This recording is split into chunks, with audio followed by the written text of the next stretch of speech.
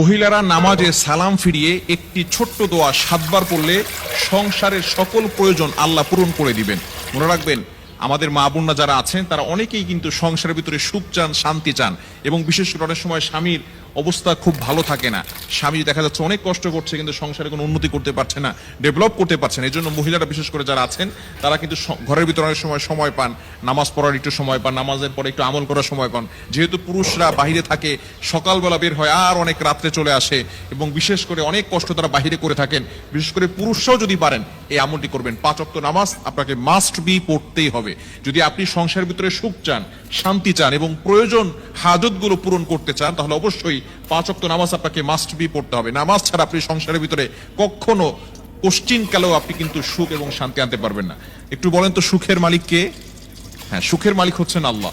তো ওই আল্লাহকে আপনি অখুশি করে কখন আপনার সংসারে সুখ আপনার সংসারে সুখ আনতে পারবেন না। একমাত্র কাজ হচ্ছে নামাজ পড়া। 5 ওয়াক্ত নামাজের পরেই এই ছোট্ট দোয়াটি পড়তে হবে। দোয়াটি হচ্ছে ইয়া কাদিয়াল হাজাত, ইয়া কাদিয়াল হাজাত। আপনি নামাজে সালাম ফিরানোর পরে 5 ওয়াক্ত নামাজ আপনাকে পড়তে হবে। নামাজের পরে সালাম ফিরানোর পরেই আপনি আল্লাহু আকবার পড়বেন একবার, আস্তাগফিরুল্লাহ 3 বার, এরপরে আপনি পড়বেন ইয়া কাদিয়াল হাজাত, ইয়া কাদিয়াল হাজাত, ইয়া কাদিয়াল হাজাত 7 বার পড়বেন।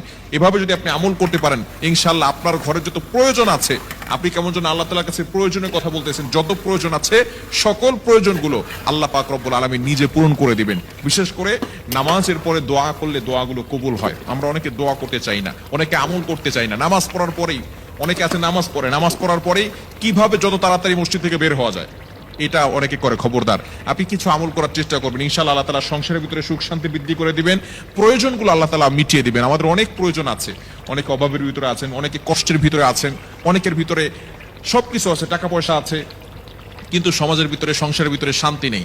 স্বামী স্ত্রীর সাথে